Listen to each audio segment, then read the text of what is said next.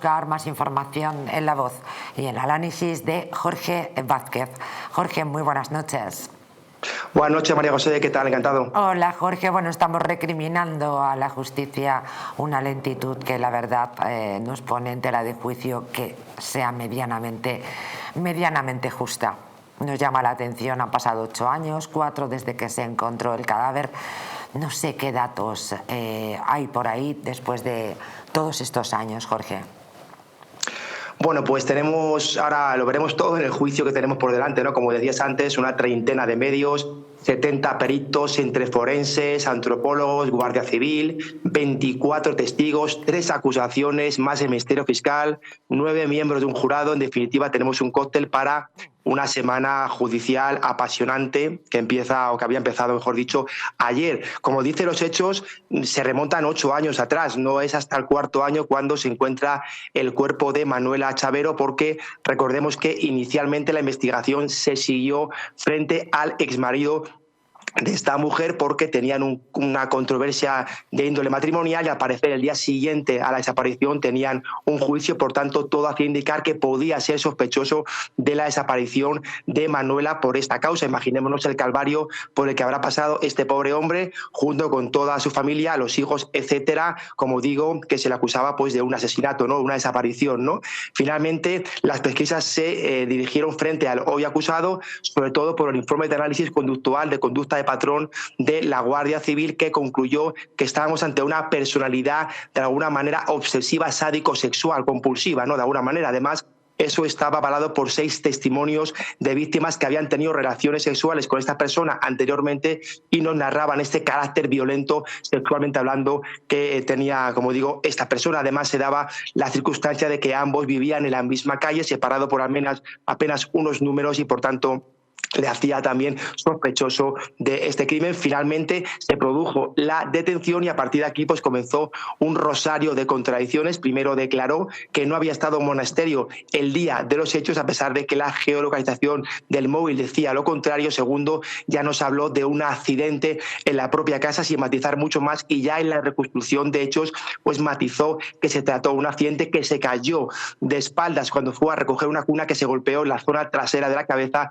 y que se produjo fortuitamente la muerte. Además, preguntado supuestamente en ese reconocimiento, dijo que si se encontraba restos de semen en el cuerpo, que eran de él porque había tenido una relación previa consentida. Con todo esto nos vamos a un juicio, como digo, que acaba de empezar, donde tenemos que dilucidar si estamos en presencia de un homicidio fortuito o de un asesinato con agravantes, además de una previa agresión sexual. Respecto a lo primero, el homicidio fortuito ciertamente se antoja una empresa muy complicada, como digo, primero por el rosario de contradicciones, segundo porque no corresponde la marca que decía que supuestamente tenía que tener en la cabeza. Esta persona no existe, no aparece en el cráneo, sin embargo aparecen otro tipo de marcas en la zona delantera. Hablamos de ojos, nariz, dientes, incluso costillas. Por tanto, el mecanismo comisivo no se correspondería con lo narrado por el propio acusado, que tampoco habría explicado de manera suficiente por qué habría enterrar a una persona si el homicidio, o mejor dicho, si la muerte ha sido fortuita, y por qué quitarle la ropa, desnudarla, ponerle un albornoz. En definitiva, muchas dudas. La defensa letrada lo que dice es que el 95% de las pruebas que hay contra su defendido se basan en ese cuerpo y que ha sido su propio cliente quien ha entregado el cuerpo a la Guardia Civil, quien le ha dicho que estaba enterrado en su propia finca. Por tanto, esto le excluiría de responsabilidad penal, porque no sería, comillas, tan tonto de entregar el cuerpo. Esto es un argumento muy válido desde el punto de vista de la defensa, pero lógicamente prima las pruebas que haya en ese cuerpo y que puedan incriminar a su defendido, aunque lógicamente haya entregado el cuerpo. En algún caso podría operar como una suerte de atenuante de colaboración con la justicia. Respecto al segundo delito, el de agresión sexual, hay una novedad, y es que en el juicio ayer que empezó, de alguna manera declaró negando que hubiera contado a nadie que habían restos de semen en el cuerpo de la víctima. Lo negó categóricamente. Para mí es un movimiento inteligente desde el punto de vista, lógicamente, de la defensa, porque la prueba que vale es la practicada en el plenario bajo los principios de contradicción, oralidad y mediación y mediación. ¿Qué digo? ¿Qué significa esto? Pues, hombre, que se le pueden de alguna manera contrarrestar esta declaración con lo que ya ha dicho anteriormente y ver si tiene alguna contradicción al amparo del artículo 714 de la ley criminal, pero es muy interesante que en el juicio haya negado este hecho para que no haya una prueba directa sobre él en este particular. Además, sabe perfectamente que el cuerpo son prácticamente huesos, que no hay ninguna prueba sobre la agresión y que además han pasado 4 años. Por tanto, nos tenemos que centrar en la teoría de Diana Kerr, que recordemos fue el primer caso, si no recuerdo mal, que se decretó en España la prisión permanente revisable. En aquel caso tampoco había signos de una agresión sexual, pero se tuvo en cuenta que era la única posibilidad. No había otra explicación de por qué se escondería un cuerpo y además se tuvo en cuenta el informe de análisis conductual en ese caso de la Guardia Civil. Además, allí, en ese caso, recuerdo perfectamente que había antecedentes penales por agresión sexual, por tanto, se podría aplicar perfectamente a este caso en virtud de lo que he dicho.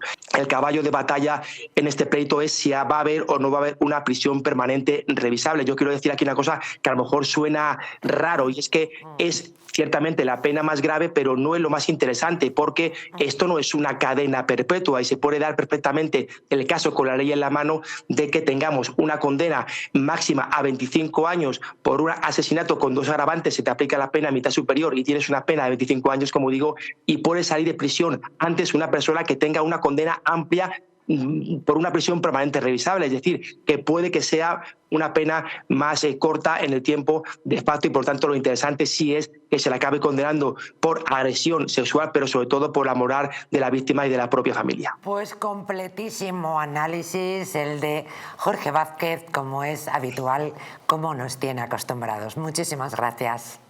A vosotros, buenas tardes.